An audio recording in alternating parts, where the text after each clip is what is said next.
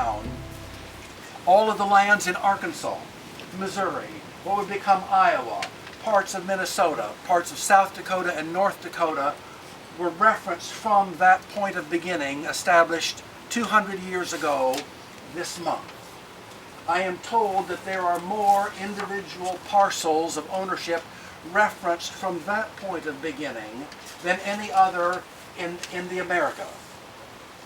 The year after Brown surveyed the baseline, he surveyed the Osage Treaty Line from Fort Clark on the Missouri River in the western side of the territory, east through the mountains to the St. Francis River, south to the 36th parallel, and then east again to the Mississippi, establishing what you have come to know as the boot heel of your territory.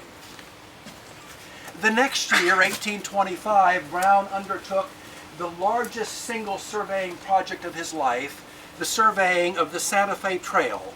Years later, in 1837, he was commissioned to survey yet another north boundary for the state of Missouri. Brown did other surveying work as well.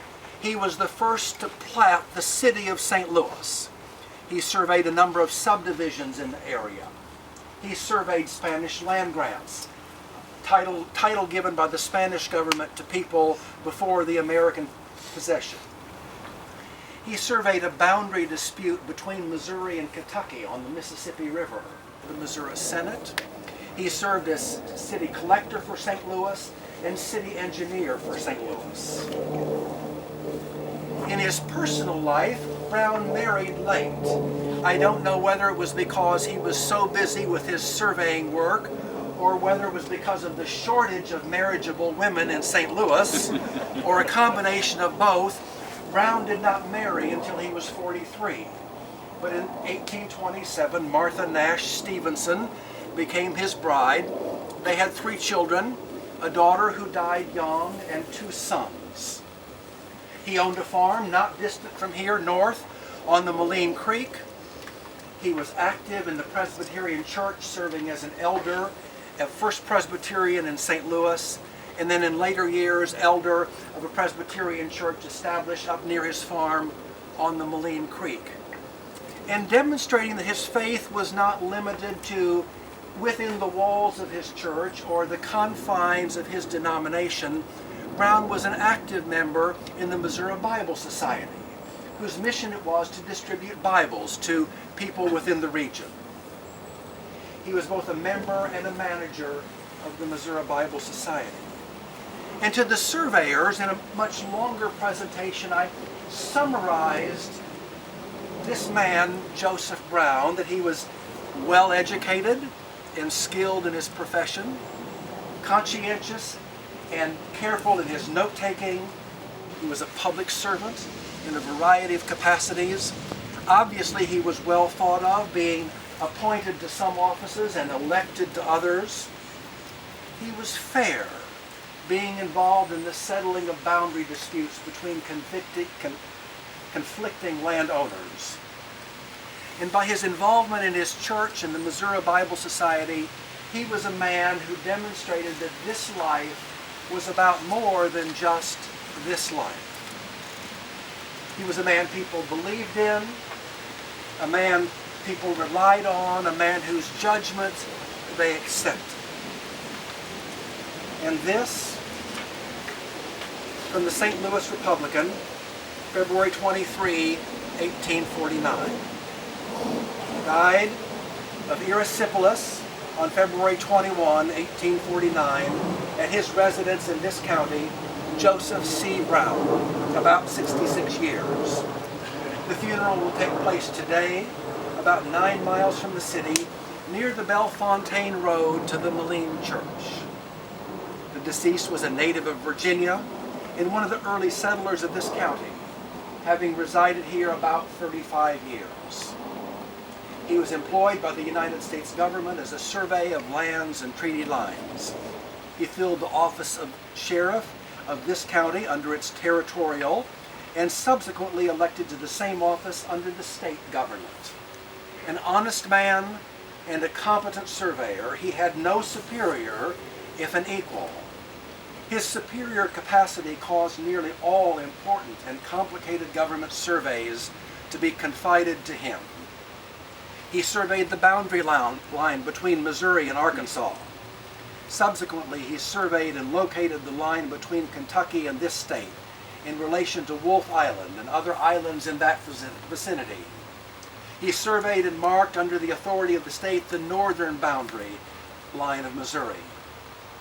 In the survey and location of commons granted to towns and villages where public and private lines conflicted, he was generally employed, his accuracy and competency being a satisfactory guarantee to all.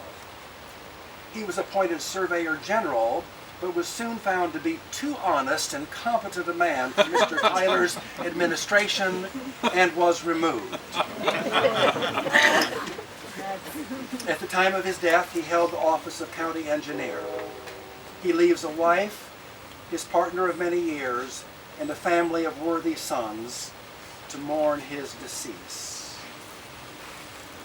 And in conclusion, we may say of Joseph Cromwell Brown that he was a man of skill, a man of character, a man of a strong spiritual sense, a man who was in every way trustworthy, a man worthy to be a model for his fellow surveyors today, indeed worthy by the life he lived, the example he showed, to be a model for each of you, surveyors or not. He is worthy of the honor accorded him 8 days ago by the Missouri Society of Professional Surveyors in their meetings. He is worthy of the monument that you are dedicating to him this day. And I commend you for your efforts in making this ceremony possible. Thank you. I would like to introduce Robert Ross. He is in his second term as a Missouri State Representative for the 142nd District. He is also a practicing land surveyor and past board member of the Missouri Society of Professional Surveyors. Robert is a strong supporter for the land surveying profession in the state legislature. Please welcome Representative Ross. Thank you for that warm introduction. Once again, Robert Ross, 142nd District, South Central Missouri. Also a land surveyor, and it definitely is a profession that I love. Today we're gathered here to recognize the accomplishments of one of our fellow surveyors. And this should be a reminder to each of us that as we move forward in leaving our mark on this world, there is much that we can accomplish, and Joseph C. Brown certainly did with that. Today I have both a proclamation from our governor, Jeremiah J. Nixon, but then also a resolution from Missouri's House of Representatives. I wanted to visit with the governor this morning on my way up here, but we're having a bit of a disagreement on not only a stadium but also a land payment, and didn't get that done. But I feel safe in saying that it does send his best. Welcome the opportunity to remember and celebrate significant milestones in the history of this great state. And whereas a dedication ceremony for the Joseph C. Brown Memorial will be held on October 17th, 2015 at the Bellefontaine Cemetery in St. Louis, Missouri, to celebrate the origin of the United States Public Land Surveys in Missouri and the accomplished works of its most distinguished surveyor. And whereas 2015 marks the 200th anniversary of the beginning of the United States Public Land Survey System in the area known as the Territory of Missouri. And whereas the principal surveyors were Prospect K. Robbins and Joseph C. Brown, both of whom gained notoriety as deputy surveyors for the United States General Land Office.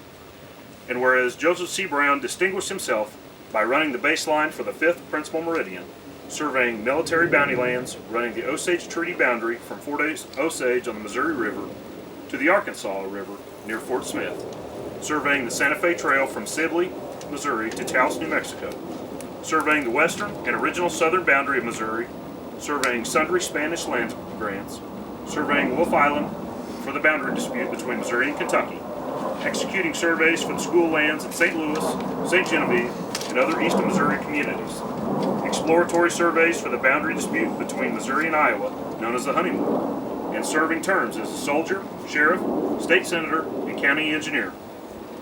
Whereas it is fitting and proper that the Missouri House of Representatives should pause in its diverse legislative duties and responsibilities in order to recognize such exceptional historic celebrations as the dedication of the Joseph C. Brown Memorial.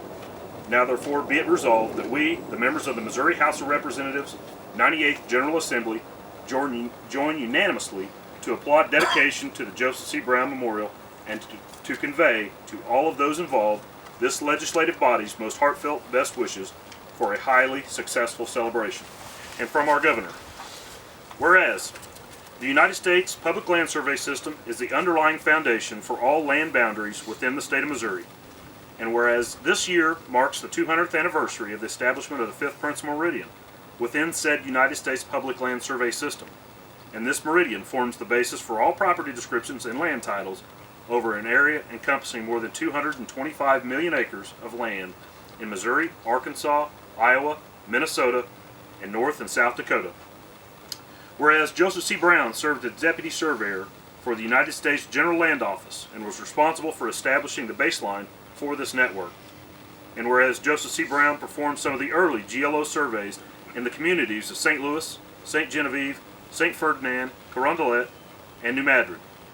And whereas Joseph Brown also surveyed the western and southern boundaries of the state of Missouri, as well as the Santa Fe Trail from Sibley, Missouri to Taos, New Mexico. And whereas Joseph Brown served as a Missouri State Senator representing St. Louis County and was responsible for surveying the state's northern boundary as established by the Missouri Constitution, which boundary line precipitated the infamous Hunting War dispute. And whereas on October 17, 2015, the Missouri Society of Professional Surveyors, in association with its St. Louis chapter and Friends of the Bellefontaine Cemetery, will erect a memorial in Bellefontaine Cemetery to commemorate the accomplishments of Surveyor Joseph C. Brown. Now therefore, I, Jeremiah W. J. Nixon, Governor of the State of Missouri, do hereby recognize a historical memorial to commemorate the accomplishments of Surveyor Joseph C. Brown. Now, there must be some change because in my time this was all Louisiana, but apparently he has acquired a territory of his own, perhaps carved out of this, I know not. Please welcome Tony Cabell.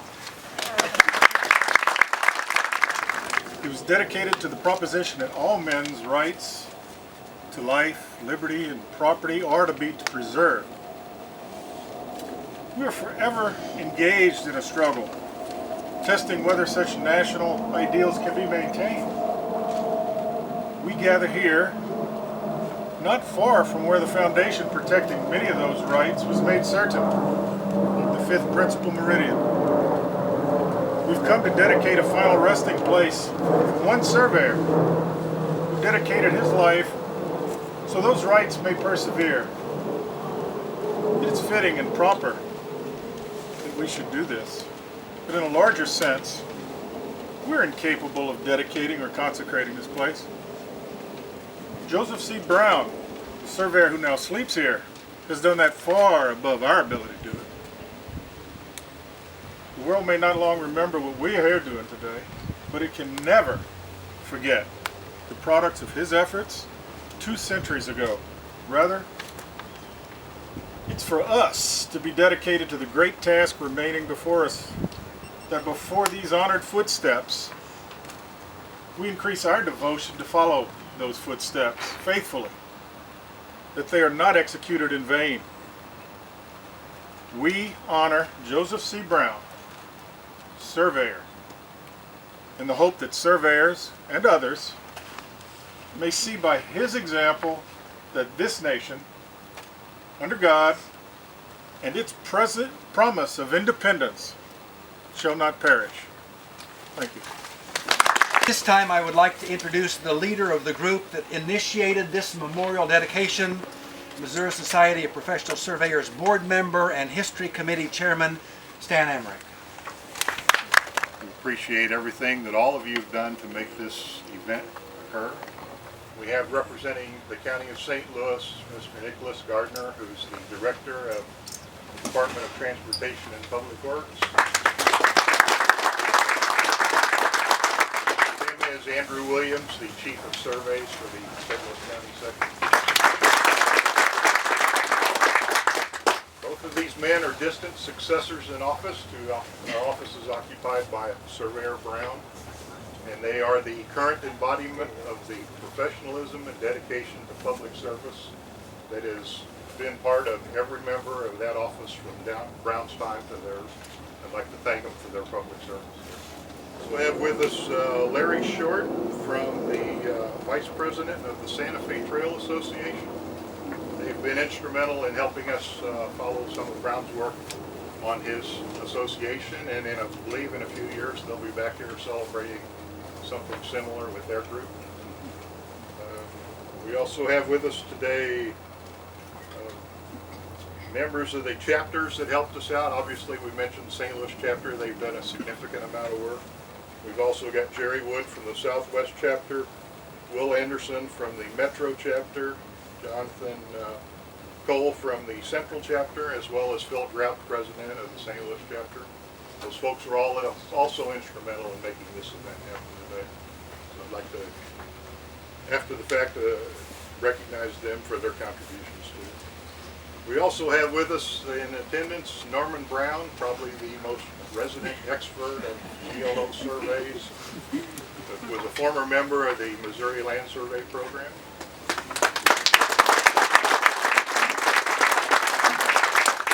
Perhaps there's some family resemblance there, I'm not sure since we couldn't find it. He Last was a but not gentleman. least, sorry. He was a gentleman. Last but not least, the man that instigated this whole thing, our first state land surveyor, Robert E. Myers, Jr.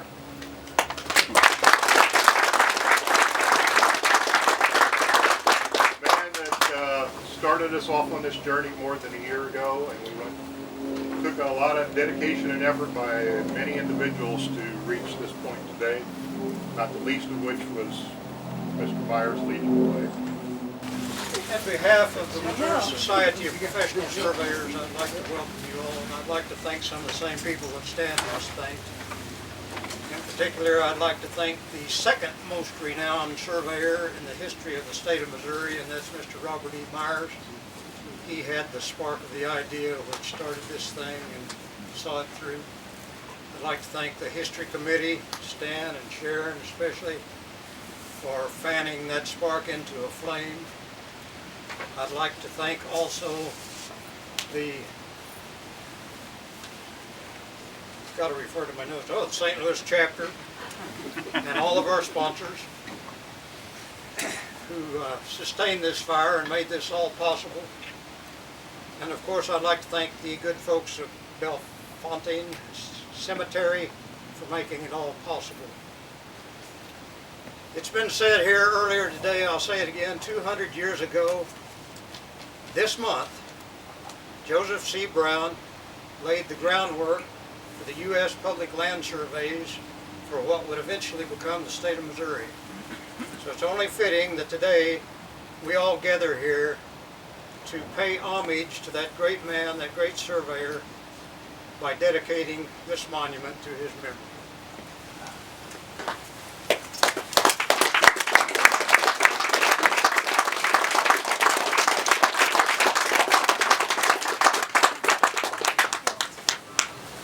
Now I'd like to introduce Richard Lade, Vice President of Bellefontaine Cemetery, to tell us, speak a little bit about the cemetery. Final resting place. I also want to say a special thank you to Bob Meyer. He has a long connection, longer than his life is connected to this cemetery. His grandfather actually did the first survey of Bellefontaine Cemetery. Is that right, Bob? Did the map anyway. Well, he did the map. And then Bob remembers that as a youngster, so that's been quite a few years ago. We do thank you for being here. I do want to thank our volunteers that helped out today. Sarah is a historical researcher. I want to acknowledge our staff that are here. Amy Bossi is the director of Friends of Bellefontaine Cemetery, here permanently to Joseph C. Brown. He will become a part of our tour. We'll about him, so people who don't know much about surveying are going to learn a lot because of you and have it. By the way, it weighs 3,500 pounds, 3,500 pounds just for the record, in case you want to know. This is the end of our time here at the site, and you're welcome to come back to the chapel.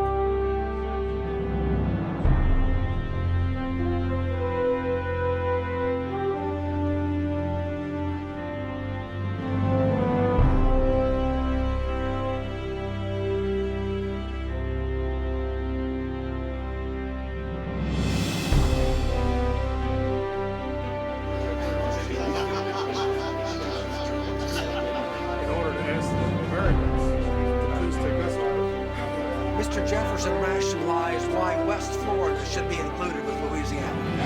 Louisiana was supposed to look like, which included West Florida. And, but the citizens, it was going to be living in dilute. And when I was living on our state highway back, everything in Baton Rouge is Florida parish. I county parish. And all over still this way. And all the way back off the boundary ones off the southeastern strong.